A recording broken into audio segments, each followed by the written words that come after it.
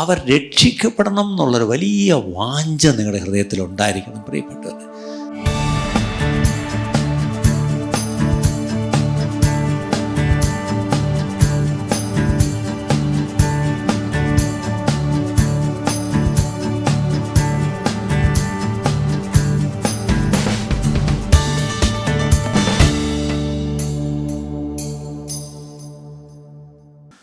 ഒരു വാക്യം നമുക്ക് പെട്ടെന്ന് വായിക്കാം. സദൃശവാക്യം 4-ാം അധ്യായം 23-ാം വാക്യം. Proverbs chapter 4:23. സദൃശവാക്യങ്ങൾ 4-ാം അധ്യായം 23-ാം വാക്യം. സകല ജാഗ്രതയോടും കൂടെ നിന്റെ ഹൃദയത്തെ കാത്തുകൊള്ളുക, ജീവന്റെ ഉത്ഭവം അതിൽ നിന്നല്ലോ ആകുന്നത്. സകല ജാഗ്രതയോടും നിന്റെ ഹൃദയത്തെ കാത്തുകൊള്ളുക.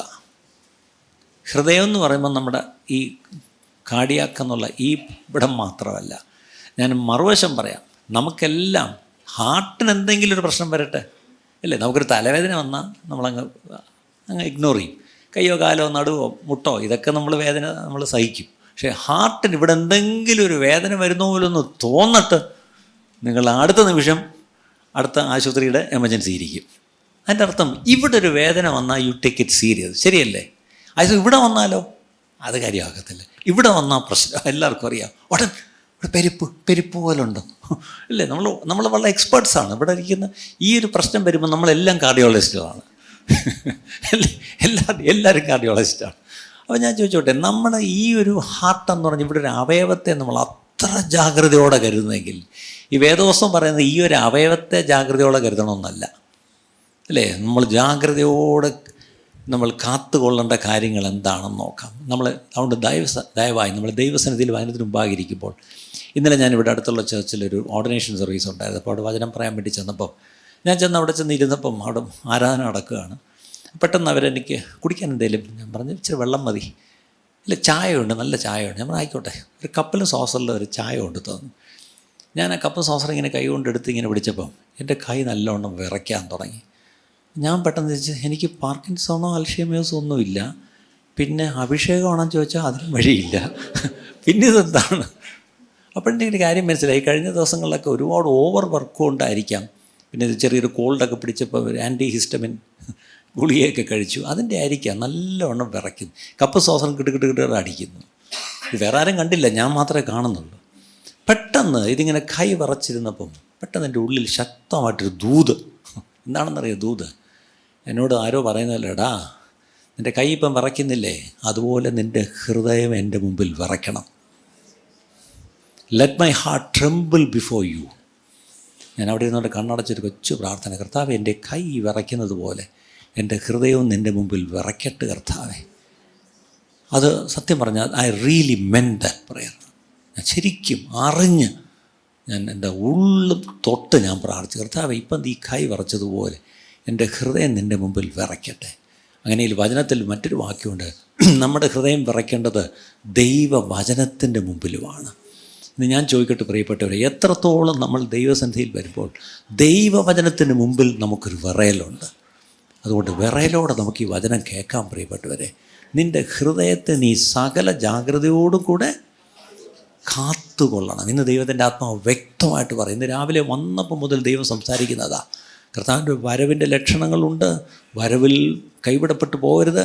എടുത്തുകൊള്ളപ്പെടണമെങ്കിൽ ദൈവവചനത്തെ നമ്മൾ കാത്തുകൊള്ളണം, അതിൻ്റെ ഒപ്പം ഹൃദയത്തെയും കാത്തുകൊള്ളണം. ഈ വചനത്തെ ബൈബിളിലല്ല വെക്കേണ്ടത്, ഈ വചനത്തെ അങ്ങ് ഉള്ളിലാക്കണം. അതാണ് നമ്മളിനി ചെയ്യേണ്ട പ്രിയപ്പെട്ടവരെ. ഓക്കെ, മറ്റൊരു വാക്യം കൂടെ വായിക്കാം. ഇവിടെ ഇരിക്കുന്ന കാർഡിയോളജിസ്റ്റ് ഉണ്ട്, ഡോക്ടർ ടീനോട് ചോദിച്ചാൽ അറിയാം. ഈ ഹാർട്ടിൻ്റെ പ്രശ്നം എന്താ, ഈ ബ്ലോക്ക് വരുന്ന എന്തുകൊണ്ടാണ് അല്ലേ? ടീനെ മുന്നോട്ട് വിളിച്ചൊരു ക്ലാസ് കൊടുക്കാൻ പറഞ്ഞ ഒരു ലെക്ചർ പുള്ളിക്കാരത്ത് എടുക്കും. കാര്യം ഷീസ് വളരെ സീനിയർ കാർഡിയോളജിസ്റ്റാണ്. അങ്ങനെയെങ്കിൽ അവർ പറയും, ഈ ശരിക്കും പറഞ്ഞാൽ ഈ ആർട്ടറീസിലൊക്കെ വന്ന് ബ്ലോക്ക് വരും. എന്താണ് ബ്ലോക്ക് എന്ന് പറഞ്ഞാൽ അവർ പറയുന്ന പേര് വേറെ പലതൊക്കെയാണ്, പക്ഷേ അത് ബൈബിളിലുണ്ട് കേട്ടോ. നിങ്ങൾ ഈ കാർഡിയോളജിസ്റ്റ് ഇത് കണ്ടുപിടിക്കുന്നതിനൊക്കെ എത്രയോ വർഷം മുമ്പ് ബൈബിളിൽ എഴുതിയിട്ടുണ്ട്. 119 സങ്കീർത്തനം 70 വാക്യം. ഇതൊന്ന് ശ്രദ്ധിച്ച് കേൾക്കണം. 119 സങ്കീർത്തനം 70 വാക്യം. അവരുടെ ഹൃദയം കൊഴുപ്പ് പോലെ. ഇപ്പം മനസ്സിലായല്ലോ, കൊഴുപ്പ്. ഹാർട്ടിൻ്റെ പ്രശ്നം എന്താണ്? കൊഴുപ്പ്. അത് തമിഴിൽ നമ്മൾ ഈ കൊഴുപ്പ് കൊഴുപ്പ് എന്നുള്ളത് ഒത്തിരി പറയും. ആരെയും ഒരു കൊടുത്ത പയ പറ മൂച്ചപ്പാറ് ഇത് സ്ഥിരം പറയുന്നതാണ് തമിഴിൽ അല്ലേ. മലയാളത്തിൽ അത്ര പറയുന്നില്ല. കൊഴുപ്പ്, ഹാർട്ടിൻ്റെ പ്രശ്നം കൊഴുപ്പാണ്. അപ്പോൾ അവിടെ വചനത്തിൽ തന്നെ, ഇത് കാർഡിയോളജി ക്ലാസ് അല്ല, ബൈബിളിലാണ്. എന്താണ്? The heart of the proud is as fat as grease. അവിടെ കൊഴുപ്പെന്നുള്ളത് ഗ്രീസ് എന്നാ അല്ലേ. But I delight in your law. അവരുടെ ഹൃദയം കൊഴുപ്പ് പോലെ തടിച്ചിരിക്കുന്നു. ഹൃദയത്തിൽ നമ്മൾ ഈ ഒരു പ്രായം കഴിയുമ്പം നിങ്ങളൊക്കെ ഈ നടക്കാനും ഓടാനും ചാടാനും ജിമ്മിലും എന്തൊരു പുഷപ്പും വർക്കൗട്ടും ഒക്കെ എന്തൊക്കെ പരിപാടികളാണ് അല്ലേ. 70-80 വയസ്സ് ചെന്നവരൊക്കെ ഇപ്പം ജിമ്മിൽ പോകുന്നെന്ന് കേൾക്കുന്നു. അപ്പോൾ ഇതിനെന്താ കാരണം? What's the reason? എവിടേക്കോ ഉള്ള ചിലതിനെ എന്ത് ചെയ്യുന്നു? കത്തിച്ച് കളയുക എന്ന് പറയുന്നത് അല്ലേ. പണ്ടൊക്കെ ഒരു നേരം 3 നേരം ഭക്ഷണം കഴിക്കാൻ വേണ്ടി എന്നും മാത്രം ഓടും. ഇപ്പം ഭക്ഷണം കഴിച്ചിട്ട് കിടന്ന് ഓടുകയാണ്. എന്തിനാണ് ഓടുന്നത്? കഴിച്ച ഭക്ഷണം ഓടാതിരുന്ന എന്ത് പറ്റും? ഇത് കയറി കൊഴുപ്പായിട്ട് അടി. ഈ കൊഴുപ്പ് കത്തിച്ച് കളയാൻ വേണ്ടിയാണ് ഇപ്പം എന്ത് ചെയ്യുന്നത്? എല്ലാവരും കിടന്ന്, പണ്ട് ജീവിക്കാനുള്ള ഓട്ടമാണ്, ഇപ്പം എന്താണ്? കൊഴുപ്പ് കത്തിച്ച് കളയാൻ വേണ്ടി ഉള്ള ഓട്ടമാണ്. അപ്പോൾ ഇവിടെ എഴുതിയിരിക്കുന്നത്, ഈ ഓട്ടത്തിൽ നമ്മുടെ ഹൃദയത്തെ നമ്മൾ എന്തിനായിട്ടൊക്കെ ഒരുക്കണം. ചില വചനങ്ങൾ നമുക്കൊന്ന് സൂക്ഷ്മമായിട്ട് നോക്കാം പ്രിയപ്പെട്ടവരെ.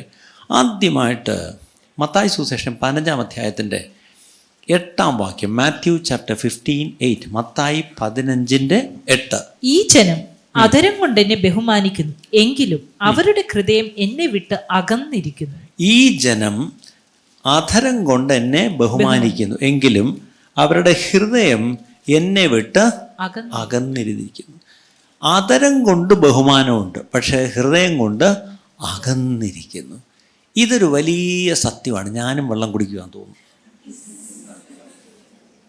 ഈ ഗൗരവമുള്ള കാര്യം പറയുമ്പോൾ ഭയങ്കര തൊണ്ട ഉണങ്ങുന്നു, വായുണങ്ങുന്നു, എന്തൊക്കെ പ്രശ്നമെന്ന് നോക്കണേ. അല്ലാത്ത കാര്യങ്ങൾ പറയുമ്പോൾ ഒരു പ്രശ്നമില്ല.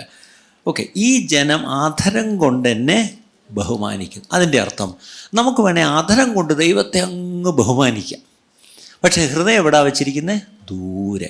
അപ്പം ദൂരെ ഹൃദയം വെച്ചിട്ടും അധരം കൊണ്ട് ദൈവത്തെ ബഹുമാനിക്കാം. പക്ഷെ അതെന്ത് ബഹുമാനമോ? അത് ദൈവം അത് ബഹുമാനമായിട്ട് കൂട്ടുന്നുണ്ടോ? കാണുന്നവർ വരിക്കും, അയ്യോ ഇയാൾ എന്തൊരു ബഹുമാനമോ അല്ലേ. നമ്മളതിന് പറയുന്ന വേറൊരു പേരാണ് ആരാധന. ഹൃദയം ദൂരത്ത് വെച്ചിട്ടും വാ കൊണ്ട് എന്ത് ചെയ്യാം? അങ്ങ് ആരാധിക്കാം അല്ലേ. ഓരോരുത്തരൊക്കെ അങ്ങോട്ട് വന്ന് ആരാധിക്കുന്ന നമ്മുടെ പാസ്റ്റർ അനീഷ് കവാലത്തിൻ്റെ ഭാഷയെ പറഞ്ഞാൽ എന്താണ്? വന്നങ്ങ് ആടിച്ചങ്ങ് പെരുക്കുക അല്ലേ. ഇന്നങ്ങ് ആടിച്ചങ്ങ് പെരുക്കുക എല്ലാവരും. ഞാനും ചിലയിടത്തൊക്കെ പോകുമ്പോൾ ഞാനും സത്യം ഇടയ്ക്ക് ഒരിടത്ത് വന്നപ്പോൾ എനിക്കങ്ങ് ഇറങ്ങി ഓടണമെന്ന് തോന്നി, ഇരിക്കാൻ പറ്റുന്നില്ല. ആടിച്ചങ്ങ് പെരുക്കുക. ഞാൻ ചോദിച്ചോട്ടെ, ഈ ആടിച്ച് പെരുക്കുമ്പോൾ നമ്മൾ വിചാരിക്കുന്നത് നമ്മളങ്ങ് 3-ാം സ്വർഗത്തോളം കയറിയുന്ന. ഹൃദയം എവിടെ? ഹൃദയം വേറെ കണ്ടായിരിക്കുന്നത്. ആടിച്ച് പെരുക്കുന്നതിന് ഒരു കുറവുമില്ല. ദയവായി ഇന്ന് ഈ വചനപ്രകാരം ഹൃദയം ദൂരത്ത് വെച്ചിട്ട് ആധരം കൊണ്ടുവന്ന് ആരാധിക്കരുത്. ഇന്ന് ആരെങ്കിലും നിങ്ങൾ വെറുതെ ആധരം കൊണ്ടുള്ളൊരു ആരാധന, അതിന് ബൈബിൾ പറയുന്ന മറ്റൊരു വാക്കുണ്ട്, ലിപ്പ് എക്സസൈസ്. എന്താണ്? അധര ചർവണം. അതിൻ്റെ അർത്ഥം എന്താ? ഈ വാ കൊണ്ടുള്ളത് മാത്രമേ ഉള്ളൂ. പണ്ടൊരിക്കൽ ഈ പറഞ്ഞ പോലെ ഒരു പെണ്ണ് കാണാനൊരുത്തം വന്നു. അവസാനം പെണ്ണിൻ്റെ അപ്പൻ എന്തൊക്കെയുണ്ട്, പെണ്ണിന് എന്തോ കൊടുക്കും എന്നുള്ളതൊക്കെ അപ്പോഴത്തേക്ക് ഇയാളങ്ങ് കുറേ എവിടെയൊക്കെ പറമ്പുണ്ടെന്നും ഒക്കെ വലിയ കണക്കൊക്കെ പറഞ്ഞു. അവസാനം പിന്നെ ഞാൻ ഈ പറഞ്ഞല്ലാതെ വേറൊന്നും ഇല്ല കേട്ടോ. അപ്പം ഈ ചെറുക്കൻ്റെ അപ്പന് അത് മനസ്സിലാവുന്നില്ല. അയാൾ വിചാരിച്ച് ഇനി വേറെ പറമ്പൊന്നും ഇല്ല, ഇത്രയേ ഉള്ളൂ ഇട സ്വത്തെന്നായിരിക്കും പറയുന്നത്. പിന്നെയും ഇറങ്ങാൻ ഞാൻ ഈ പറയുന്നല്ലാതെ വേറൊന്നും ഇല്ല. അവസാനം കല്യാണമൊക്കെ കഴിഞ്ഞിട്ട് ചെറുക്കനും ചെറുക്കൻ്റെ അപ്പനും എല്ലാം ഇങ്ങ് എഴുതി കിട്ടുമെന്ന് പറഞ്ഞ് കാത്തിരിക്കുക. അവസാനം ചോദിച്ചപ്പോഴാണ് തന്ത പറഞ്ഞത്, ഞാനന്ന് പറഞ്ഞില്ലേ, ഞാൻ ഈ പറഞ്ഞല്ലാതെ. ഇതുപോലെയാണ് നമ്മുടെ ആരാധന, അത്രയൊക്കെ ഉള്ളൂ. ദൈവത്തോട് നമ്മൾ എന്താ പറയുന്നത്? ഈ ആരാധിക്കുന്ന അല്ലാതെ ഒന്നുമില്ല. ഹൃദയം എവിടാ? ദൂരത്ത്.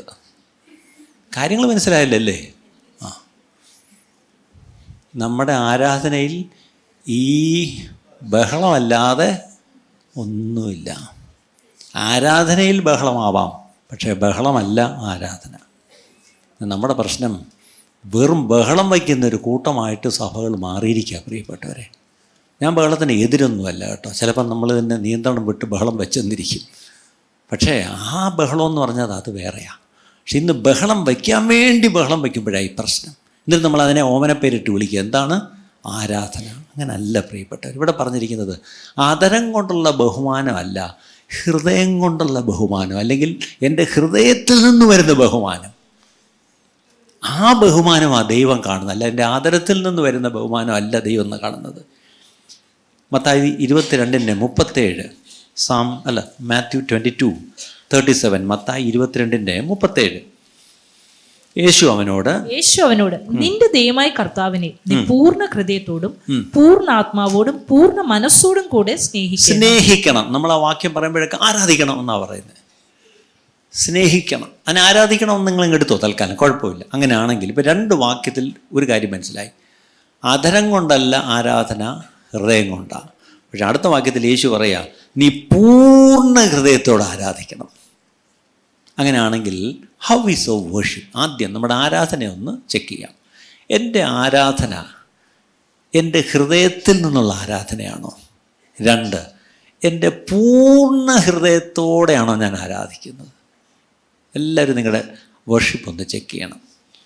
നിങ്ങളുടെ പൂർണ്ണ ഹൃദയത്തോടെയാണോ നിങ്ങൾ ആരാധിക്കുന്നത്? നിങ്ങൾ ഹൃദയത്തിൽ നിന്നാണോ ആരാധിക്കുന്നത്? അപ്പം ആരാധനയെപ്പറ്റി അത്രയും പറഞ്ഞു, ഹൃദയവുമായിട്ട് ബന്ധപ്പെട്ട്. അടുത്തത് നമ്മുടെ പ്രാർത്ഥന, അതും ഹൃദയവുമായിട്ട് ബന്ധപ്പെട്ട് നോക്കാം. 66 സങ്കീർത്തനം 18 വാക്യം, 66:18. ഞാൻ എൻ്റെ ഹൃദയത്തിൽ അകൃത്യം കരുതിയിരുന്നുവെങ്കിൽ കർത്താവ് കേൾക്കുകയില്ലായിരുന്നു. കണ്ടോ? അപ്പം എൻ്റെ പ്രാർത്ഥന കേൾക്കണമെങ്കിൽ അവിടെ ഒരു ചെറിയ ക്വാളിഫിക്കേഷൻ എനിക്ക് വേണം. എന്താണ്? ഹൃദയത്തിൽ അകൃത്യം കരുതരുത്. ഹൃദയത്തിൽ അകൃത്യം കരുതിയിരിക്കുന്നത് കൈപൊക്കിക്കേ. അതിൻ്റെ അർത്ഥം എന്തെങ്കിലും ഒരു അകൃത്യം എൻ്റെ ഹൃദയത്തിലുണ്ടെങ്കിൽ എൻ്റെ പ്രാർത്ഥന ദൈവം കേൾക്കുകയില്ല. സിമ്പിൾ. ഇതിൽ കൂടുതൽ എങ്ങനെയാണ് ദൈവവചനം ഇത്രയും ലളിതമായിട്ട് പറയേണ്ടത്? അപ്പോൾ അതിൻ്റെ അർത്ഥം ഈ അകൃത്യം നീക്കിയിട്ട് വേണം ഒന്ന് പ്രാർത്ഥിക്കാൻ. അല്ലാതെ ഞാൻ എത്ര പ്രാർത്ഥിച്ചാലും ദൈവം കേൾക്കുകയില്ല. നമ്മൾ കിടന്ന് കഷ്ടപ്പെട്ട് പ്രാർത്ഥിക്കുന്ന മുഴുവൻ ദൈവം കേൾക്കാനും ദൈവം ഉത്തരം തരാനുമാണല്ലോ. അങ്ങനെയെങ്കിൽ എൻ്റെ പ്രാർത്ഥന ദൈവത്തിന് കേൾക്കാൻ പോലും ഇഷ്ടമില്ലാതെ വണ്ണമുള്ള പ്രാർത്ഥനയായി പോവും. അത് പ്രാർത്ഥനയുടെ വാചകങ്ങൾക്ക് കുഴപ്പമില്ല, പ്രാർത്ഥനയിൽ മറ്റൊന്നിനുമല്ല കുഴപ്പം. എന്താണ് കുഴപ്പം? ഹൃദയത്തിൽ അകൃത്യമുണ്ട്. അങ്ങനെയെങ്കിൽ ഇന്ന് ഈ ആദ്യ ദിവസങ്ങളിൽ തന്നെ, വർഷത്തിൻ്റെ ആദ്യ ദിവസങ്ങളിൽ നമ്മുടെ ഹൃദയത്തെ ഒന്ന് പരിശോധിക്കുക. എൻ്റെ ഹൃദയത്തിൽ എവിടെയെങ്കിലും അകൃത്യമുണ്ടോ? ഉണ്ടെങ്കിൽ അത് മാറ്റി കർത്താവെ പ്രാർത്ഥിക്കുവാൻ എന്നെ സഹായിക്കണമേ. സദൃശവാക്യങ്ങളിലേക്ക് വരാം. അവിടെ 15-ാം അധ്യായം 8-ാം വാക്യം. സദൃശവാക്യം 15-ാം അധ്യായം 8-ാം വാക്യം. സിമ്പിൾ വേഴ്സസ് ആണ് നമ്മൾ ഈ വായിക്കുന്നത്, പക്ഷെ അതിനകത്ത് എന്തുമാത്രം അർത്ഥമുണ്ടെന്ന് മനസ്സിലാക്കണേ പ്രിയപ്പെട്ടവരെ. ദുഷ്ടന്മാരുടെ യാഗം യഹോവയ്ക്ക് വെറുപ്പ്. ദുഷ്ടന്മാരുടെ യാഗം യഹോവയ്ക്ക് വെറുപ്പ്. കയീൻ വഴിപാട് കൊണ്ടുവന്നു, യഹോവയ്ക്ക് അത് വെറുപ്പായി പോയി. അതേസമയത്ത് തൻ്റെ അനുജൻ ഹാവേൽ കൊണ്ടുവന്നു, അതിലെന്ത് ചെയ്തു? ദൈവം പ്രസാദിച്ചു. അപ്പോൾ ഇവിടെ ദുഷ്ടന്മാരുടെ യാഗം, അതിനും പേര് വിളിക്കുന്നത് യാഗമെന്നാണ് അല്ലേ? നമ്മളും അതിന് പേര് വിളിക്കുന്നതാണ് ആരാധന. അങ്ങനെയെങ്കിൽ ഈ ആരാധന ആരർപ്പിക്കുന്ന ആരാധനയില്ല ദൈവം പ്രസാദിക്കുന്നത്. നേരുള്ളവരുടെ പ്രാർത്ഥനയോ അവന് നേരുള്ളവരുടെ പ്രാർത്ഥനയോ അവന് പ്രസാദം. അപ്പം നേരുള്ളവരുടെ പ്രാർത്ഥന ദൈവത്തിന് അത് കേൾക്കുമ്പം തന്നെ അയ്യോ അതിനങ്ങ് പ്രസാദിക്കും അല്ലേ? ഇവൻ എൻ്റെ പ്രിയപുത്രൻ, ഇവനിൽ ഞാൻ പ്രസാദിച്ചിരിക്കുന്നു എന്ന് ദൈവം തൻ്റെ പുത്രനെക്കുറിച്ച് പറഞ്ഞ പോലെ നമ്മൾ നേരുള്ള ഹൃദയത്തിൽ നിന്നൊന്ന് പ്രാർത്ഥിക്കുമ്പം ആ പ്രാർത്ഥനയിൽ ദൈവം പ്രസാദിക്കുന്നു. എൻ്റെ ചോദ്യം, നമ്മുടെ പ്രാർത്ഥന ദൈവത്തിന് പ്രസാദകരമോ? ഇന്ന് നിങ്ങൾ ഓരോരുത്തരും നിങ്ങളോട് തന്നെ ചോദിക്കണം. എൻ്റെ പ്രാർത്ഥന എൻ്റെ ദൈവത്തിന് പ്രസാദകരമാണ്? എൻ്റെ പ്രാർത്ഥന ദൈവം കേൾക്കുന്നു എന്ന് എനിക്ക് ഉറപ്പുണ്ടോ? നമ്മൾ പലപ്പോഴും നമ്മുടെ പ്രാർത്ഥന ദൈവം കേൾക്കുമെന്ന് ഉറപ്പില്ലാത്ത കാരണമാണ് നമ്മൾ നാട് നീളാണെന്ന് എല്ലാവരോടും പ്രാർത്ഥിക്കണേ. എനിക്ക് കൂടെ കൂടെ ഫോൺ വരും. എന്താണ്, എവിടെ നിന്ന് കിട്ടുന്നതെന്ന് അറിയത്തില്ല. വിളിച്ചിട്ട് പ്രാർത്ഥനാ ഗോപുരമാണ്,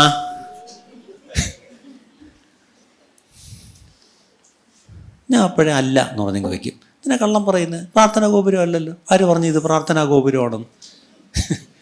അപ്പോൾ പിന്നെ അടുത്ത് ഇത് പിന്നെ എവിടെ? അത് അവർക്കറിയണം ഇത് പ്രാർത്ഥനാ ഗോപുരം അല്ലെങ്കിൽ പിന്നെ ഇത് എന്തോ ഇത് പിന്നെ ഞാൻ മനഃപൂർവ്വം ഇത് പ്രാർത്ഥനാ ഗോപുരം അല്ല അല്ലേ? അപ്പം ഇത് സത്യം പറഞ്ഞാൽ എവിടെയൊക്കെ പ്രാർത്ഥനാ ഗോപുരം ഉണ്ട് അവിടെ എല്ലാം വിളിച്ച് എൻ്റെ പ്രാർത്ഥനാ വിഷയം അങ്ങ് പറയും. അപ്പം എന്ത് ചെയ്യും? എല്ലാ പ്രാർത്ഥനാ ഗോപുരത്തും കൂടെ പ്രാർത്ഥന മുകളിലോട്ട് പോകുമ്പം എൻ്റെ കാര്യത്തിൻ്റെ ഒരു പരിഹാരമാവും. എൻ്റെ ഹൃദയത്തിലെ അകൃത്യം ഞാൻ മാറ്റത്തുമില്ല, ഞാൻ നേരോടെ ജീവിക്കത്തുമില്ല. നാട്ടിലുള്ള പ്രാർത്ഥനാ ഗോപുരം മുഴുവൻ എന്ത് ചെയ്യണം?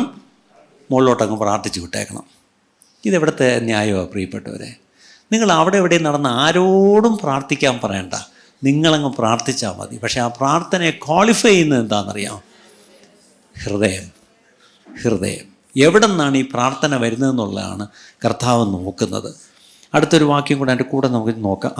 അപ്പം പ്രാർത്ഥനയിൽ കണ്ടു എന്താണ്? അകൃത്യമില്ലാത്ത ഹൃദയം. 2, നേരുള്ള ഹൃദയത്തിൽ നിന്നുള്ള പ്രാർത്ഥന. ഇത് രണ്ടാണെങ്കിൽ തീർച്ചയായിട്ടും ഉറപ്പാണ്, ഗ്യാരണ്ടി അല്ലേ? കർത്താവ് അത് കേട്ടിരിക്കും. അടുത്തത് എസ്രായുടെ പുസ്തകം 7-ാം അധ്യായം 10-ാം വാക്യം. എസ്ര സങ്കീർത്തനത്തിന് മുമ്പാണോ പുറകാണോ? നെഹമ്യയ്ക്ക് മുമ്പാണ്. ഇത് രാവിലെ ആരോ പറയുന്നത് കേട്ടു, ഹബക്കൂക്ക് എന്നൊരു പ്രവാചകൻ്റെ പുസ്തകം വായിക്കാൻ പറഞ്ഞപ്പം പറയായിരുന്നു, ആ സ്വർഗത്തിൽ ചെല്ലുമ്പം ഹബക്കൂക്ക് ഇങ്ങോട്ട് വന്നിട്ട് ഞാൻ ഒരു പുസ്തകമൊക്കെ ബൈബിളിൽ എഴുതിയിട്ടുണ്ടായിരുന്നു, പരിചയമുണ്ടോ? ഒരു പുസ്തകമൊക്കെ എഴുതിയ ബ്രദറിൻ്റെ പേരെന്തോന്ന്? ഹബക്കൂക്ക്. കേട്ടിട്ടില്ല. അതുപോലെ എസ്ര വന്ന് ഹലോ പ്രൈസ് ദി ലോർഡ്, എൻ്റെ പേര് എസ്ര, ഞാനും എഴുതിയൊക്കെ വെച്ചിട്ടുണ്ടായിരുന്നു അല്ലേ? നമുക്ക് ആ കൂടി അറിയാവുന്നത് പൗലോസിനെ അറിയാം, പിന്നെ ദാവീദിനെ അറിയാം. ഇതല്ലാതെ ഒരു മനുഷ്യരെയും നമുക്കറിയത്തില്ല. പക്ഷെ അവിടെ ചെല്ലുമ്പോൾ ബാക്കിയുള്ളവരെല്ലാം നിരന്ന് കൈതരും. അപ്പോഴവിടെ ഒന്ന് ചമ്മി നാറരുത്. അതുകൊണ്ട് ഇപ്പോഴേ ഇവരെയൊക്കെ ഒന്ന് പരിചയപ്പെടുന്നത് നല്ലതാണ്. അവരെഴുതി വെച്ചിരിക്കുന്നതൊക്കെ ഒന്ന് വായിക്കുന്നത് നല്ലതാണ്. എസ്ര 7:10. യഹോവയുടെ ന്യായപ്രമാണം പരിശോധിപ്പാനും അത് അനുസരിച്ച് നടപ്പാനും ഇസ്രായേലിൽ അതിന്റെ ചട്ടങ്ങളും വിധികളും ഉപദേശിപ്പാനും എസ്ര മനസ്സ് വെച്ചിരുന്നു. അതും something to do with heart. അത് ഇംഗ്ലീഷിൽ മനസ്സ് വെച്ചിരുന്നു. അതായത് എൻ്റെ ഹൃദയം അതിനായിട്ട് ഞാൻ തീരുമാനിച്ചു. എന്താണ്? ന്യായപ്രമാണം അനുസരിച്ച് നടപ്പാൻ. അതാണ് അടുത്ത പ്രധാനപ്പെട്ട വിഷയം അല്ലേ? For study and teaching of the scriptures അല്ലേ? അത് ഞാൻ മനസ്സ് വയ്ക്കണം. ഈ ദൈവവചനം വായിക്കാനും പഠിക്കാനും ധ്യാനിക്കാനും ഹൃദയത്തിൽ മനസ്സ് വയ്ക്കണം. അടുത്ത് എന്ത് ചെയ്യണം? ഇത് പഠിച്ചങ്ങ് അകത്താക്കിയാൽ പോരാ, അത് മറ്റുള്ളവർക്ക് പഠിപ്പിച്ചു കൊടുക്കണം. എന്താണ് നമ്മൾ പൗലോസ് പറയുന്നത്? നീ പഠിച്ചത് എന്ത് ചെയ്യണം? വിശ്വസ്തരെ പഠിപ്പിക്കണം. ഞാൻ ചോദിച്ചോട്ടെ, അപ്പനമ്മമാർ പ്രത്യേകിച്ച് ഇവിടെ ഇരിക്കും, നിങ്ങൾ എത്രത്തോളം നിങ്ങളുടെ മക്കളെ നിങ്ങൾ വചനം പഠിപ്പിച്ചിട്ടുണ്ട്? പണ്ടൊക്കെ നീ കുഞ്ഞായിരുന്നപ്പോൾ ആദ്യം എന്ത് ചെയ്യണം? വാക്യം പഠിപ്പിക്കും. എന്താണ് പഠിപ്പിച്ചത്? യാക്കോബ എൻ്റെ ഇടിനകുന്നു. ഇത് മാത്രമേ പഠിപ്പിച്ചിട്ടുള്ളൂ. പിന്നെന്താ പഠിപ്പിച്ചിട്ടുണ്ട് അല്ലേ? അതുകൊണ്ട് എന്താ ഇന്നത്തെ കുട്ടികൾക്ക് 23-ാം സങ്കീർത്തനം അറിയത്തുള്ളൂ, അതിനപ്പുറം ഒരു സങ്കീർത്തനം അറിയത്തില്ല. ഞാൻ ചോദിച്ചോട്ടെ, ഇത് വായിക്കാനും പഠിക്കാനും മനസ്സ് വയ്ക്കുന്നത് പോലെ ഇത് ഉപദേശിപ്പാനും മനസ്സ് വച്ചിരുന്നു. ആർക്കാണ് ഉപദേശിച്ചു കൊടുക്കേണ്ടത്? ആദ്യം നിങ്ങൾ പറഞ്ഞാൽ കേൾക്കുന്നവർ വേണ്ടേ അല്ലേ? നിങ്ങളുടെ മക്കളെ നിങ്ങളുടെ കയ്യിലുള്ളൂ ഇപ്പോൾ ഹാൻഡി ആയിട്ട്, വേറെ ആര് കേൾക്കാനാ? ആദ്യം നിങ്ങളുടെ മക്കൾക്ക് ഈ വചനം ഉപദേശിച്ചു കൊടുക്കണം പ്രിയപ്പെട്ടവരെ. അത് സൺഡേ സ്കൂൾ ടീച്ചറിൻ്റെ ജോലിയല്ല, പാസ്റ്ററുടെ ജോലിയല്ല, അവരുടെ ജോലി പിന്നെ. ആദ്യം primarily the teaching of the word should start in the family, in the home. വീട്ടിലാണ്.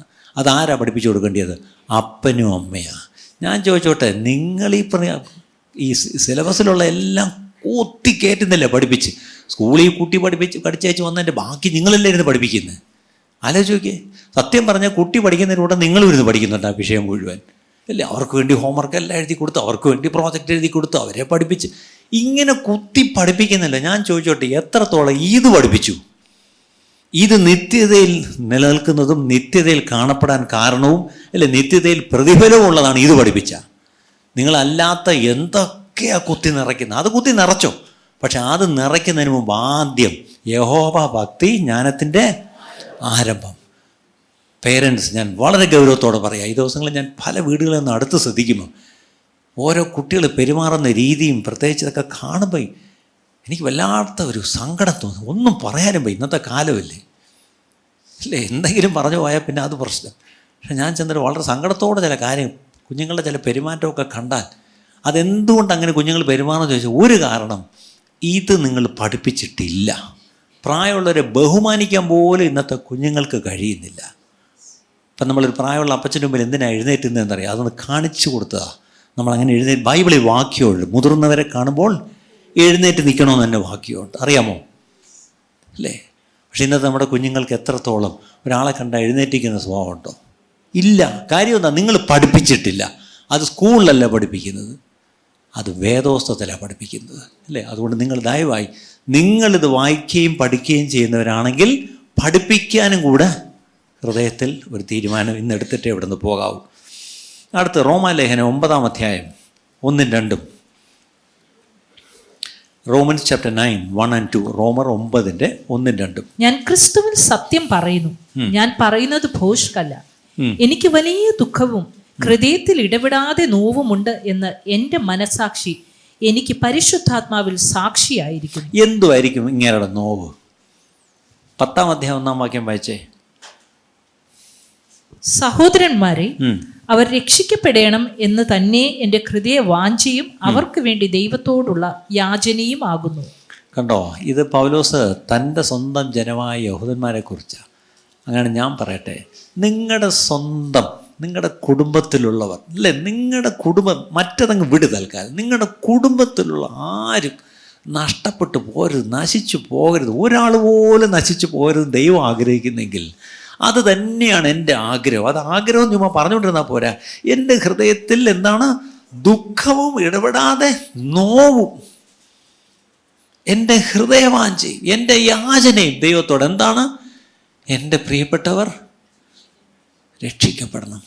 അങ്ങനെ ഒരു നോവും ഒരു വാഞ്ചയും ഹൃദയത്തിലുള്ള എത്ര പേരുണ്ട് പ്രിയപ്പെട്ടവരെ? ആലോചിക്കുക. ഞാൻ ചോദിച്ചോട്ടെ, അപ്പം നമ്മുടെ ഹൃദയത്തിലെ നോവും വാഞ്ചയൊക്കെ എന്താ? എന്തിനു വേണം നമ്മൾ ഈ വാഞ്ചിച്ചിരിക്കുന്നത്?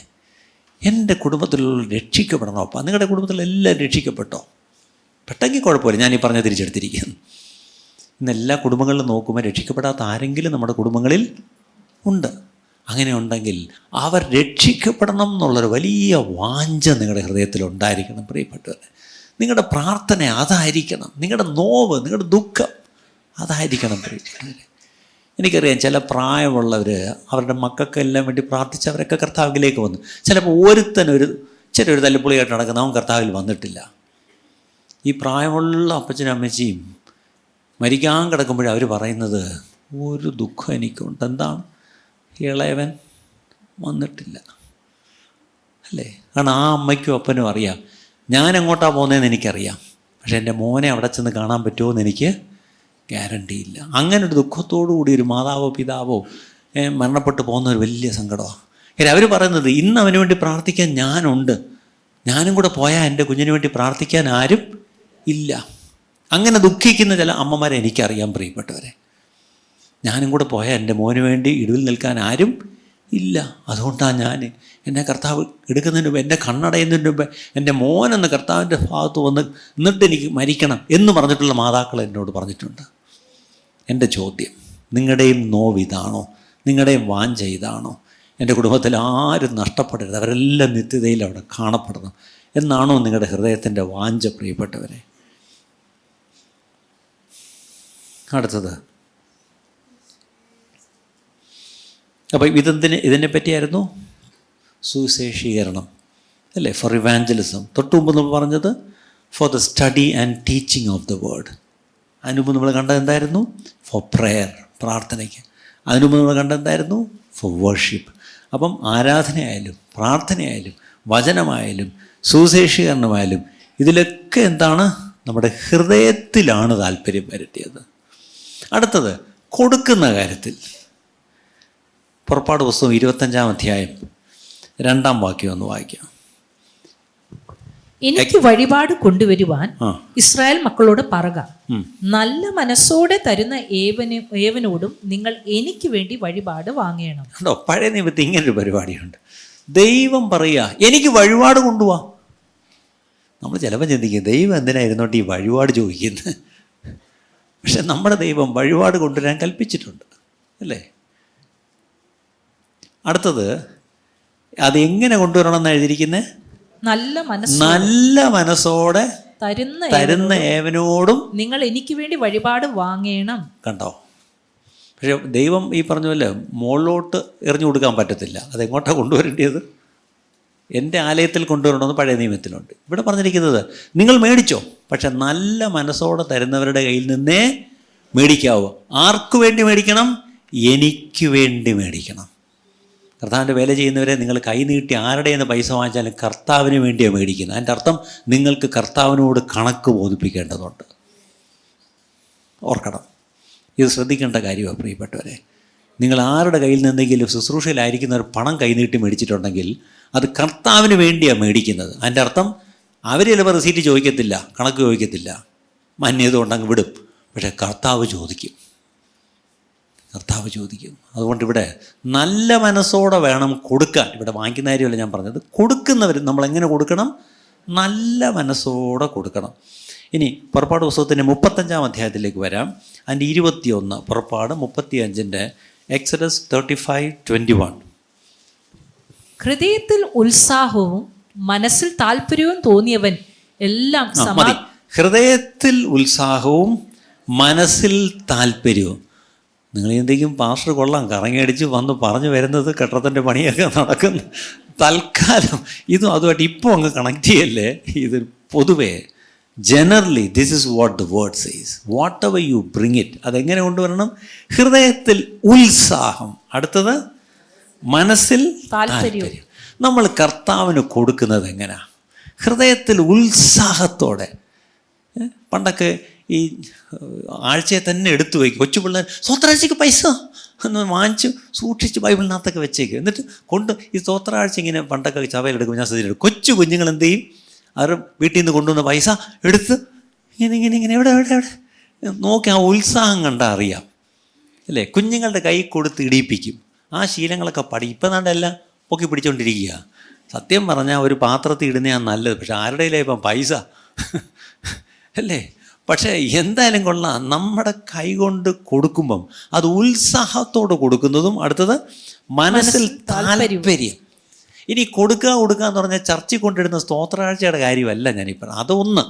അതെപ്പോഴും എപ്പോഴും നമ്മൾ സ്തോത്രാഴ്ച ഇട്ടുകൊണ്ടിരിക്കുകയല്ലല്ലോ. നിങ്ങളുടെ മുമ്പിൽ ഒരു ആവശ്യക്കാരൻ വരുമ്പോൾ, കർത്താവിൻ്റെ വേലയോടുള്ള ബന്ധത്തിൽ ഒരു ആവശ്യത്തെപ്പറ്റി നിങ്ങൾ അറിയുമ്പോൾ അവിടെ ആദ്യം വേണ്ടത് ഹൃദയത്തിലൊരു ഉത്സാഹം അല്ലേ. ഉത്സാഹം. ശമ്പളം എടുത്താൽ ആലോചിച്ച് നോക്കിയേ.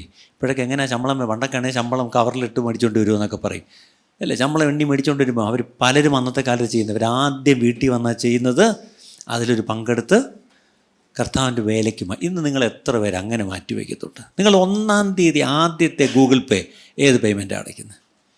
പറഞ്ഞേ. ഒരാൾ മാത്രം പറഞ്ഞു, ഞാൻ ദൈവത്തിന് അല്ലേ. അതൊരു ശീലമാക്ക് പ്രിയപ്പെട്ടവരെ. 31-ാം തീയതി നിങ്ങൾക്ക് നിങ്ങളുടെ സാലറി ക്രെഡിറ്റ് ചെയ്തു. പക്ഷേ 1-ാം തീയതി എഴുന്നേറ്റ് ആദ്യത്തെ പേയ്മെൻറ്റ് നിങ്ങളെടുത്തിട്ട് കർത്താവിൻ്റെ വേലയ്ക്ക് കൊടുക്കുക. അത് ഹൗസ് ഓഫ് പ്രയറിൽ തരണമെന്ന് പോലുമല്ല ഞാൻ പറയുന്നത്, കർത്താവിൻ്റെ വേലയ്ക്ക് കൊടുക്കുക. ഒരാവശ്യക്കാരനെ നിങ്ങളുടെ മുമ്പിൽ വന്നെങ്കിൽ പോയിട്ട് നാളെ വാന്ന് പറയരുത്. പകരം എന്ത് ചെയ്യണം? നിൻ്റെ കയ്യിലുണ്ടെങ്കിൽ കൊടുത്തേക്കണം. ഇനി ഒരു ദരിദ്രനാണ് നീ കൊടുക്കുന്നതെങ്കിൽ നിനക്കറിയാം അവൻ ഒരു കാരണവശാലും തിരിച്ചു തരത്തില്ല. പക്ഷെ നീ അങ്ങനെ തിരിച്ചു തരാൻ സാധ്യതയില്ല എന്ന് അറിഞ്ഞൊരുത്തിന് കൊടുത്താൽ നീ രക്ഷപ്പെട്ടു. എന്താണെന്നറിയാമോ? അവൻ തിരിച്ചു തരത്തില്ല. പക്ഷെ നീ ആർക്ക് ലോൺ കൊടുത്തു? ദൈവത്തിന് നീ കടം കൊടുത്തു.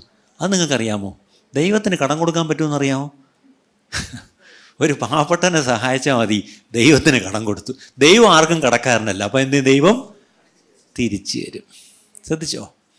നമ്മളുടെ നോട്ട് വലിയ അവനാർക്കും കടക്കാരനല്ല. എന്തുവാ? നീ വല്ലതും കൊടുത്തോ ദൈവത്തിന്? ഇല്ലല്ലോ അല്ലേ. നമ്മൾ ഈ പറഞ്ഞ പോലെ സാധുക്കൾക്ക് കൊടുത്തിട്ടുണ്ടെങ്കിൽ ദൈവത്തിന് കടം കൊടുത്തതാണ്. അങ്ങനെയാണെങ്കിൽ ദൈവം ആർക്കും കടക്കാരനല്ലാത്തതുകൊണ്ട് ദൈവം അത് തരും. പക്ഷെ ദൈവം തരുമ്പോൾ മാന്യനായതുകൊണ്ട് ആ കൃത്യം കണക്ക് വെച്ച് അത്ര മാത്രമല്ല തരുന്നത്. എന്താണ്? അതിനേക്കാട്ടിലും എത്രയോ ഇരട്ടിയായിരിക്കും തരുന്നത് അല്ലേ. ഈ കൊടുക്കുന്നതിനെ പറ്റി ഞാനൊരു സത്യം പറയാം. ഈ കൊടുക്കുന്നത് ഒരുതരം ഭ്രാന്ത് പോലെ. ഈ ഭ്രാന്ത് തലയ്ക്ക് പിടിച്ചാലുണ്ടല്ലോ പിന്നെ വലിയ പാടാണ്. കൊടുക്കാതിരിക്കാൻ പറ്റത്തില്ല. അത് എന്തുകൊണ്ടാണെന്നറിയാമോ? അത് കിട്ടാൻ വേണ്ടിയല്ല കൊടുക്കുന്നത്. ദൈവത്തെ ഞാൻ അത്രയ്ക്ക് സ്നേഹിക്കുന്നു. എൻ്റെ ഹൃദയത്തിൽ താല്പര്യമുണ്ട്. ഇനി അവിടെ 2 കൊരിന്ത്യരിലേക്ക് വരുമ്പോൾ 9-ാം അധ്യായം 7-ാം വാക്യം, 2 Corinthians 9:7. 2 കൊരിന്ത്യർ 9:7. അവനവൻ ഹൃദയത്തിൽ നിശ്ചയിച്ചതുപോലെ കൊടുക്കട്ടെ. അപ്പോൾ എങ്ങനെ നമ്മൾ കൊടുക്കേണ്ടത്? ഹൃദയത്തിൽ നിശ്ചയിച്ച്. അതിൻ്റെ അർത്ഥം ചുമ്മാ ഇങ്ങോട്ട് ഇമോഷണലായിട്ട് എന്തോ അതിൻ്റെ വേറൊരു വാക്ക് പറയും. ഇങ്ങനെ എന്താ പെട്ടെന്ന് ഇങ്ങനെ വൈകാരിക, എന്തൊരു കറക്റ്റ് ഒരു വാക്ക്, ഇമോഷണൽ അല്ല, വേറൊരു വാക്കുണ്ടല്ലോ, ഇമ്പൾസീവായിട്ടും കൊടുക്കരുത്. ഒന്ന് നിശ്ചയിച്ചുകൊണ്ട് വരണം, അതായത് തീരുമാനിച്ചുകൊണ്ട് വരണം, അല്ലേ? ഒരു മാസം നിങ്ങളൊന്ന് ഒരു പ്ലാനിങ്, ഫൈനാൻഷ്യൽ പ്ലാനിങ് എന്നൊക്കെ പറയുമല്ലോ, അപ്പോൾ ഒരു പ്ലാൻ ചെയ്യും, ഞാൻ ഇത്ര കൊടുക്കാം എന്ന് തന്നെ പ്ലാൻ. ഞാനിതൊന്നും സത്യം പറഞ്ഞാൽ പ്രസംഗിക്കുന്ന പഠിപ്പിക്കുന്ന ആളേ അല്ല, പക്ഷേ ഈ കോണ്ടെക്സ്റ്റ് വന്നുകൊണ്ട് ഞാനങ്ങ് പറയുന്നേ ഉള്ളൂ. ഒരു ഈ ഹൃദയത്തിൽ നിശ്ചയിച്ചതുപോലെ, അപ്പോൾ ആദ്യം ഒരു നിശ്ചയം ഇവിടെ വരണം. അപ്പോൾ നമ്മൾ ഹൃദയമാണ് പഠിച്ചുകൊണ്ടിരിക്കുന്നത്. അപ്പോൾ ഹൃദയത്തിൽ എന്തൊക്കെ നിശ്ചയിക്കണം? കൊടുക്കുന്ന കാര്യം നിശ്ചയിക്കണം. നിശ്ചയിച്ചിട്ട് എന്ത് ചെയ്യണം? സന്തോഷത്തോടെ കൊടുക്കണം. അതെങ്ങനെ കൊടുക്കരുത്? സങ്കടത്തോടെ കൊടുക്കരുത്, നിർബന്ധത്താലും അരുത്. സന്തോഷത്തോടെ കൊടുക്കുന്നവനെ ദൈവം സ്നേഹിക്കുന്നു. കേട്ടോ, ദൈവത്തിന് കൊടുക്കുമ്പോൾ സന്തോഷത്തോടെ കൊടുക്കണം, സങ്കടത്തോടെ കൊടുക്കരുത്. ആരും നിർബന്ധിച്ചും കൊടുക്കരുത്. നിങ്ങളെ ആരും നിർബന്ധിച്ചിട്ട് നിങ്ങൾ കൊടുക്കരുത്, ആരെയും കൊണ്ട് നിർബന്ധിച്ച് കൊടുപ്പിക്കുകയും ചെയ്യരുത്. അതുകൊണ്ട് സന്തോഷത്തോടെ മനസ്സോടെ കൊടുത്താൽ എന്തു പറ്റും? എൻ്റെ അപ്പനും അമ്മയും ദൈവത്തിന് കൊടുത്തിട്ട് ഞങ്ങൾ മുടിഞ്ഞു പോയി എന്ന് പറഞ്ഞിരുന്ന് കൈപൊക്കുകയെ ഒരാളെ പോലും കാണുന്നില്ല. എൻ്റെ അർത്ഥം നിങ്ങൾക്ക് തന്നെ അറിയാം, എൻ്റെ അപ്പനും അമ്മയും അല്ലേ കർത്താവിന് കൊടുത്തിട്ടുണ്ടെങ്കിൽ അതിൻ്റെ നന്മ ഞങ്ങൾ അനുഭവിക്കുന്നു എന്നുള്ളതാണ്. നിങ്ങൾ തന്നെ പറ, നിങ്ങൾ കൊടുത്തിട്ട് നിങ്ങൾ ഈ പറഞ്ഞ പോലെ ദരിദ്രരായി പോയിട്ടുണ്ടോ? ഇല്ല, അല്ലേ? ഇപ്പം നിങ്ങൾ ചിന്തിക്കും, ബ്രദറെ ഈ പറയുന്നതൊക്കെ എനിക്ക് മനസ്സിലായി, പക്ഷേ ഒരു കാര്യം ചെയ്യാം, ഞാനൊരു ലോട്ടറി എടുക്കുക, അല്ലേ? അത് അടിക്കുമ്പം എല്ലാവർക്കും ഈ ഇന്ന് കേട്ട പോലെ ഞാൻ എല്ലാവർക്കും അങ്ങ് കൊടുക്കാം. ലോട്ടറി അടിച്ചിട്ടല്ല കൊടുക്കേണ്ടത്, അല്ലേ? ഈ വഴി കിടന്നതിനെ തേങ്ങ എടുത്ത് ആർക്കടിച്ചു എന്ന് പറയും. ഇന്ന് പലരും അങ്ങനെയൊക്കെയാണ്. അങ്ങനല്ല. വേദോസത്തിൽ ഈ കൊടുക്കുന്ന കാര്യം പറയുമ്പം ചില കാര്യങ്ങളുണ്ട്. ഒരിക്കലൊരു ഉപദേശരി വീട്ടിൽ ചെന്ന് കോളിംഗ് ബെല്ലടിച്ചു. അപ്പോൾ അവിടെ ചെന്നപ്പം അവിടെ ആ കൂടി ഒരു അമ്മയും മോനേ ഉള്ളൂ. നാട്ടിൽ ക്ഷാമമാണ്. അവരുടെ വീട്ടിൽ ആ കൂടി അവസാനത്തെ ഒരു കുറ്റി പുട്ട് പുഴുങ്ങാനുള്ള മാവും സംഗതിയും ഉണ്ട്. അല്ല, പുട്ടല്ലല്ലോ, എണ്ണയിലിട്ട് എടുക്കുന്ന സാധനം എന്താണ്? പോട്ടെ. അന്നത്തെ കാലത്ത് ഇതെല്ലാം പൂരി ചുട്ടെടുക്കുകയായിരുന്നു. അപ്പം ആ കൂടി 2 ഉരുള മാവുണ്ട്. അതെന്താണ്? 2 ചപ്പാത്തി. അല്ല, അതും എണ്ണയല്ല, എണ്ണയിലിട്ടെടുക്കുന്ന ഒരു പലഹാരം പറ, പൂരി. തൽക്കാലം വടയൊന്നും ആരാ കഴിക്കുന്നത്? ശരി, 2 പൂരി ഉണ്ടാക്കാനുള്ള മാവുണ്ട്, അതിട്ടെടുക്കാനുള്ള എണ്ണയുണ്ട്, 2 പേരുമുണ്ട്. ആരാണ്? ഈ വിധവയായ അമ്മയും സ്ത്രീയും അവരുടെ മകനും. നാട്ടിൽ ക്ഷാമമാണ്. അവർക്ക് ഇതും കൂടെ കഴിച്ചിട്ട് എന്ത് ചെയ്യണം? മരിക്കാനിരിക്കുകയാണ്. അപ്പോൾ 2 പേരും അവസാനത്തെ പ്രാർത്ഥനയൊക്കെ പ്രാർത്ഥിച്ച് അവസാനം ഇതങ്ങോട്ട് എന്ത് ചെയ്ത് കുഴച്ച് അങ്ങോട്ട് പരത്തി മറ്റേ എണ്ണയിലോട്ട് നിടാൻ പോയി വേണം. ടിങ് ഡോങ് ചെന്ന് തുറന്നപ്പം ആരടാ പോയി നോക്കി, ഇത് ഈ സമയത്ത് ഇത് ആര് കയറി വന്നത്? ചെന്ന് തുറന്നപ്പോൾ പ്രൈസ് ദി ലോർഡ് മോനെ, മമ്മി ഇല്ലേ എന്ന് പറഞ്ഞുകൊണ്ടൊരു ഉപദേശിക്കുന്നു. അപ്പം അവരടുക്കളയിൽ നിന്നോട്ട് ആര് മോനെ? Pastor uncle. അയാൾക്ക് കയറി വരാൻ കണ്ട, കയറിയിരിക്കാൻ പറ എന്ന് പറഞ്ഞു. അവരവിടെ അടുപ്പും ഓഫ് ചെയ്തിട്ട് വന്നു. പ്രൈസ് ദി ലോർഡ് പാസ്റ്ററെ. സിസ്റ്റർ എന്തൊക്കെയുണ്ട് വിശേഷം? ഒന്നുമില്ല. വിശേഷം എന്തോന്ന്? ക്ഷാമം, എങ്ങും ഒന്നുമില്ല, ഓരോരുത്തർ മരിച്ചു വീഴുന്നു. അപ്പോൾ സിസ്റ്റർ ഞാൻ വന്നത് വേറൊന്നുമല്ല, ചെന്ന് 2 പൂരി ഉണ്ടാക്കിക്കൊണ്ട് വന്നാൽ എനിക്ക് കഴിക്കാം.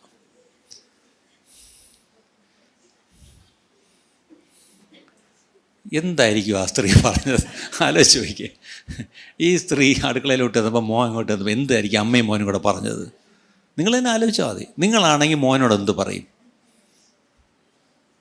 ഇങ്ങായിരിക്കും കയറി വരാൻ കണ്ടോ നേരം. അത് നാണമില്ലാതെ നമ്മളിത് തിന്നിട്ട് ചാവായിരിക്കുമ്പം അതുകൊണ്ട് ഉപദേശിച്ച് കൊടുക്കാൻ. പക്ഷെ ആ സ്ത്രീ എന്ത് ചെയ്തെന്നറിയാമോ? നേരെ പരത്തി 2 പൂരി ഉണ്ടാക്കി പ്ലേറ്റിൽ വെച്ച് കൊണ്ടുവച്ച് ഉപദേശി ബാ കഴിക്ക്.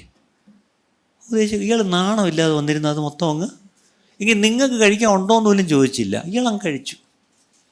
എന്തു പറ്റിയെന്നറിയാമോ? ആ ക്ഷാമം തീരുന്നത് വരെ അവരുടെ മാവ്, കലത്തിലെ മാവ് കുറഞ്ഞുമില്ല, എണ്ണ. അതുകൊണ്ട് എന്ത് പറ്റിയെന്നറിയാമോ? ആ മാവ് എണ്ണയും കൊണ്ട് ആ ക്ഷാമം മുഴുവൻ അവർക്ക് കഴിക്കാൻ മാത്രമല്ല, അവരുടെ കൂടെയുള്ള എല്ലാവർക്കും. രാവിലെ മാമനും മച്ചാനും എല്ലാം വന്ന് ക്യൂ നിൽക്കുക. എന്തിവിടെ? മാവ് എണ്ണയും വാങ്ങിക്കുക. ഇവിടെ എങ്ങനെ? എന്താണെന്ന് അറിഞ്ഞൂടാ. അവിടെ വീട്ടിലെ മാവ് കുറയുന്നുമില്ല.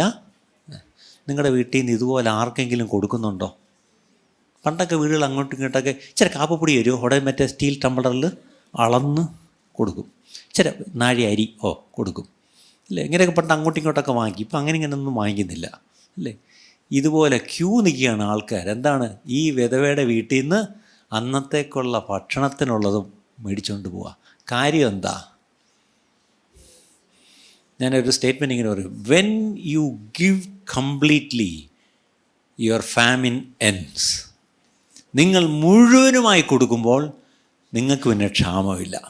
ദേശത്ത് മാത്രം ക്ഷാമമാണ്, പക്ഷേ നിങ്ങൾക്ക് ആ ക്ഷാമം ബാധകമല്ല. കാര്യം എന്താ? നിങ്ങളുടെ കലത്തിൽ മാവുണ്ട്, എണ്ണയുണ്ട്. കാരണം എന്താ? നിങ്ങൾ മുഴുവനുമായി കൊടുത്തു. അതൊക്കെ എന്തിനാണ് പ്രിയപ്പെട്ടവരെ ബൈബിളിൽ എഴുതി വച്ചിരിക്കുന്നത്? ശരി, പുതിയ നിയമത്തിൽ യേശു ഭണ്ഡാരത്തിൽ എല്ലാവരും കൊണ്ട് പൈസ ഇടുന്നിടത്ത് ഒരു കസേര ഇട്ട് യേശു വന്നിരിക്കുക. വന്നിരിക്കാൻ പറ്റിയൊരു സഭ ആലോചിച്ച് നോക്കിയപ്പോൾ നിങ്ങളെല്ലാം സ്വോത്രാഴ്ചയിടുമ്പോൾ ഞാൻ വന്നിങ്ങനെ നോക്കി, ഇയാളെന്തെങ്ങനെ നോക്കുന്നത്? ഇയാൾക്ക് അങ്ങോട്ടാണ് മാറിപ്പോയിരുന്നൂടെ? യേശു മനഃപൂർവ്വമാണ് അവിടെ വന്ന് കസേര ഇട്ടിരുന്നത്. എല്ലാവരും ഇങ്ങനെ വന്നിട്ട് അപ്പോൾ യേശു അവിടെ ഇരിക്കുന്നത് കണ്ടുകൊണ്ട് ചിലരെന്ത് ചെയ്യും? 100 രൂപയാണ് ഇടാൻ വന്നത്, യേശു ഇരിക്കുന്ന കണ്ടപ്പോഴത്തേക്ക് 500 ആക്കി. ഇങ്ങനെ 4 ആയിട്ട് ചുരുട്ടി 8 ആയിട്ട് ചുരുട്ടി ഇട്ടുകൊണ്ടിരുന്നവരും 100 കൊണ്ടിടും. കാര്യം യേശു കാണുകയല്ലേ. വേറെ ചിലർ കെട്ടോടെ കൊണ്ട് ഡും ഇട്ടു.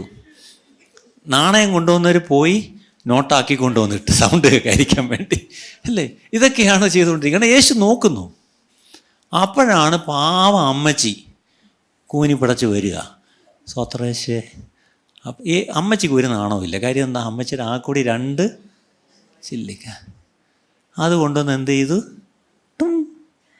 ഇട്ടു. യേശു അമ്മച്ചി ഒതുക്കത്തിലായിരിക്കും ഇട്ടത്. പക്ഷേ ഇതങ്ങോട്ട് പെട്ടിയുടെ അടിയിൽ ചെന്ന് തൊട്ട് വീഴുന്നതിന് മുമ്പ് യേശു ചാടി എഴുന്നേറ്റ് ഒരു അനൗൺസ്മെൻറ്റ്. ഇവിടെ എല്ലാവരും കാട്ടിലും നിന്നാണ്ട് ഇവള് കൂടുതലിട്ടു. യേശു അതങ്ങ് അനൗൺസ് ചെയ്തു. എന്താണ് പറഞ്ഞത്? നിങ്ങളൊക്കെ നിങ്ങളുടെ സമൃദ്ധിയിൽ നിന്നുകൊണ്ടിട്ടു. ഇവളോ അവളുടെ ഇല്ലായ്മയിൽ നിന്ന് അവളുടെ ഉപജീവനം മുഴുവൻ കൊണ്ടിട്ടു. കണ്ടോ? അതിൻ്റെ അർത്ഥം എണ്ണത്തിലല്ല, വലുപ്പത്തിലല്ല, അവൾ മുഴുവനും ഇട്ടു എന്നുള്ളതാണ് അവിടുത്തെ കണ്ടത്. എൻ്റെ ചോദ്യം, ഞാനും നിങ്ങളും മുഴുവനും കർത്താവിന് കൊടുക്കൂ? വേദപുസ്തകത്തിൻ്റെ ചരിത്രം മാത്രമല്ല, ഈ കഴിഞ്ഞ 2000 കൊല്ലത്തെ ചരിത്രം എടുത്തേ. കർത്താവിന് വേണ്ടി, കർത്താവിൻ്റെ വേലയ്ക്ക് വേണ്ടി മുഴുവനും കൊടുത്ത എത്രയോ പേരുടെ ചരിത്രമുണ്ട് പ്രിയപ്പെട്ടവർ. വീട് വിറ്റ് കൊടുത്തവരുണ്ട്, വീതം മൊത്തം കൊടുത്തവരുണ്ട്, മോളെ കെട്ടിക്കാൻ വെച്ചിരുന്ന കാശെടുത്ത് കൊടുത്തവരുണ്ട്. കർത്താവിന് വേണ്ടി കൊടുത്തിട്ട് ആരും ഇന്ന് വരെ ഇല്ലാതായി തീർന്നിട്ടില്ല പ്രിയപ്പെട്ടവരെ. ഞാനൊക്കെ സാക്ഷികളാണ്. ഞാൻ വിളിക്കും, നിങ്ങൾ അനേകർ സാക്ഷികളായി. അല്ലെങ്കിൽ നിങ്ങൾ പോയി പഴയ ആൾക്കാരോട് ചോദിക്കും. അതുകൊണ്ട് അത് എന്തുകൊണ്ടാണ്? ഹൃദയത്തിലൊരു നിശ്ചയം അതുപോലെയാണ് കൊടുത്തത്. അപ്പം ആദ്യം കൊടുക്കുന്നതിന് മുമ്പ് എവിടെ? ഹൃദയത്തിൽ നിശ്ചയിക്കണം അല്ലേ? ഇമ്പൾസീവായിട്ട് ഇമോഷണലായിട്ട് ഒന്നും കൊടുക്കരുത്. ഹൃദയത്തിൽ നിശ്ചയിച്ച് കൊടുക്കണം. അടുത്തത് ബന്ധങ്ങളുടെ കാര്യം കൂടെ പറഞ്ഞ് നിർത്താം. 55-ാം സങ്കീർത്തനം 21-ാം വാക്യം, Psalm 55:21. സങ്കീർത്തനം 55:21. അവന്റെ വായ് വെണ്ണ പോലെ മൃദുവായത്, ഹൃദയത്തിലോ യുദ്ധമത്രേ. അവന്റെ വാക്കുകൾ എണ്ണയേക്കാൾ മയമുള്ളവ, എങ്കിലും അവ ഊരിയ വാളുകൾ ആയിരുന്നു. ഇതെന്താന്ന് മനസ്സിലായോ? ഒരു ചേർച്ചയില്ല തമ്മി. വായ് വെണ്ണ പോലെ മൃദു. ഇന്നാണേ പറഞ്ഞാൽ നല്ല സോപ്പ് പോലെ പത. അന്ന് സോപ്പില്ലാത്തതുകൊണ്ട് സോപ്പ് ബൈബിളില്ല. ഈ സോപ്പുണ്ട്, പക്ഷെ നമ്മൾ പറയുന്ന സോപ്പല്ല. വായ് വെണ്ണ പോലെ മൃദു. അടുത്തത് ഹൃദയത്തിലോ? അതിൻ്റെ അർത്ഥം ഹൃദയത്തിൽ ഇങ്ങനെ യുദ്ധം ചെയ്യുമ്പോഴും അല്ലേ? അടുത്തത് അവൻ്റെ വാക്കുകൾ എണ്ണയെക്കാട്ടിലും മയം നല്ല പോളിഷാണ്. അതിനാണ് വീണ്ടും പറഞ്ഞത് സോപ്പിടല്ലേ എന്ന് പറയും. എങ്കിലും അവ ഊരിയ വാളുകളായിട്ടുണ്ടോ? ഹൃദയത്തിൽ യുദ്ധമാണെങ്കിൽ നമ്മുടെ വാക്കുകൾ ഊരിയ വാള് പോലെ വെട്ടുകയാണ്. പക്ഷെ അത് പുറത്ത് പറയുന്ന രീതി വെണ്ണ പോലെ മൃദു. അടുത്തത് എണ്ണയേക്കാൾ എന്തോ മയമാക്കുന്നത്. ഇങ്ങനത്തെ വാക്കുകൾ നമുക്ക് വേണേൽ പറയാം. പക്ഷേ ഹൃദയത്തിൽ എന്താണ്? യുദ്ധം. ഈ വാക്ക് ശരിക്കും പറഞ്ഞാൽ എണ്ണയേക്കാൾ മയമുള്ള വാക്കാണ് പറഞ്ഞത്. പക്ഷേ ശരിക്കും ഊരിയ വാളുകൊണ്ട് ഞാൻ വെട്ടി അരിയായിരുന്നു. എൻ്റെ അർത്ഥം നോക്കിയാൽ ചേർച്ചയില്ല. ഇതുപോലെയും നമുക്ക് പറ്റും. ഹൃദയത്തിൽ വെറുപ്പ് വെച്ച്, കോപം വെച്ച്, പക വെച്ച്, പ്രതികാരം വെച്ചുകൊണ്ട് നമുക്ക് ഒരാളോട് സംസാരിക്കാം. ഇപ്പം നിങ്ങളിത് കഴിയുമ്പോൾ ഇറങ്ങുമ്പോൾ പ്രൈസ് ദി ലോർഡ് സിസ്റ്ററേ അല്ലേ, എന്തൊരുമായോ, അയ്യോ എന്തൊരു മൃദുവാ അല്ലേ. പക്ഷേ ഹൃദയം എങ്ങനെ ഇരിക്കുന്നു എന്നുള്ളതാണ് ദൈവം ചോദിക്കുന്നത്. അതിൻ്റെ കൂടെ ഒരു വാക്യം കൂടെ നമുക്ക് നോക്കാം. മത്തായി സുവിശേഷം 18-ാം അധ്യായം 35-ാം വാക്യം. മാത്യു 18:35. മത്തായി 18:35. നിങ്ങൾ ഓരോരുത്തൻ സഹോദരനോട് ഹൃദയപൂർവ്വം ക്ഷമിക്കാഞ്ഞാൽ. കണ്ടോ, അപ്പം ക്ഷമിക്കേണ്ടത് എവിടെന്നാ? ഹൃദയപൂർവം. ഇന്ന് പലരും ഈ റിക്കൺസിലിയേഷൻ, ഈ ഞങ്ങളൊക്കെ ഈ പാസ്റ്റർമാർ ഈ നിരപ്പിക്കലിന് വേണ്ടി വിളിക്കും. പാസ്റ്റർ ഒന്ന് സംസാരിച്ച് അവരെ രണ്ടുപേരും കൂടെ. സത്യം പറഞ്ഞാൽ ഞാൻ ഈ പരിപാടിക്ക് ഇറങ്ങാറില്ല. എന്താണെന്നറിയാം ഇറങ്ങാത്ത ഒരു കാരണം ഞാൻ പറയാം. ഹൃദയത്തിൽ നിന്നും ആരും ഇവർ ക്ഷമിക്കത്തില്ല എന്ന്. വേണേ പാസ്റ്റർ പറഞ്ഞതിന് വേണ്ടി ഇങ്ങോട്ട് വാ, കെട്ടിപ്പിടിക്കടാ, കൈ കൊടുക്കും, ക്ഷമിക്കും, ഐ എം സോറി, പറ, നീയും പറ, ശരി, കൈ പിടിക്കും, കെട്ടിപ്പിടിക്കും. എന്തോന്ന് കെട്ടിപ്പിടിക്കാൻ? ഞാൻ പറഞ്ഞില്ലേ പണ്ടൊരിക്കൽ ഒരു പഴയ സഭയെന്ന് പറഞ്ഞു ഒത്തിരി പഴയ സഭയിൽ തിരുവത്താഴം കഴിഞ്ഞ് രണ്ടുപേരും കെട്ടിപ്പിടിച്ച് അന്യോന്യം വിശുദ്ധ ചുംബനം കൊടുക്കണം. അപ്പോൾ രണ്ട് അച്ചായന്മാരങ്ങോട്ട് വിശുദ്ധ ചുംബനം കൊടുത്തു.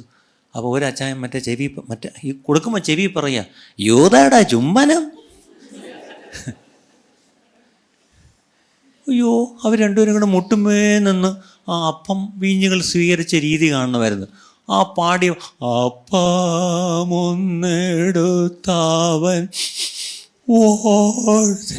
കണ്ണീരോടുകൂടി ആ പാട്ടൊക്കെ പാടി ധ്യാനിച്ച് ക്രൂശിനെ ധ്യാനിച്ചുകൊണ്ട് പിന്നെ അടുത്തതെന്താ? പാനപാത്രം വന്നപ്പോൾ എന്തുമായിരുന്നു? ക്രൂശിന്മേൽ എന്ന് പാടിയ ആള് ചുംബനം കൊടുത്തപ്പോൾ ചെവി പറയുക, യൂദാടാ ചുംബനം.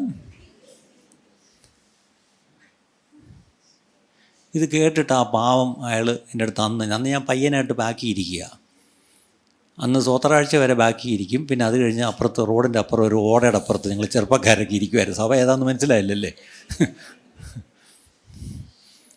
അപ്പോൾ ഒരിക്കൽ ഞങ്ങൾ ഓടയുടെ അപ്പുറത്ത് ഇരുന്നപ്പോഴാണ് ഈ സഹോദരൻ പാമ്പോലെ ഇറങ്ങി വന്ന് എന്നോട് പറയുക, സ്വാമി അയാൾ എൻ്റെ ചെവി പറയുക, യൂദാടെ ചുംബനമെന്ന്. ഇന്ന് രണ്ടുപേരും ഇവിടെ ഇല്ല, ഭൂമിയിലില്ല, പോയി. അപ്പോൾ ഇതൊക്കെയാണ് അവസ്ഥ. ഹൃദയത്തിൽ ഇതൊക്കെ വെച്ചോണ്ട് നമുക്ക് എന്തു ചെയ്യാം? ഇപ്പം മനസ്സിലായോ?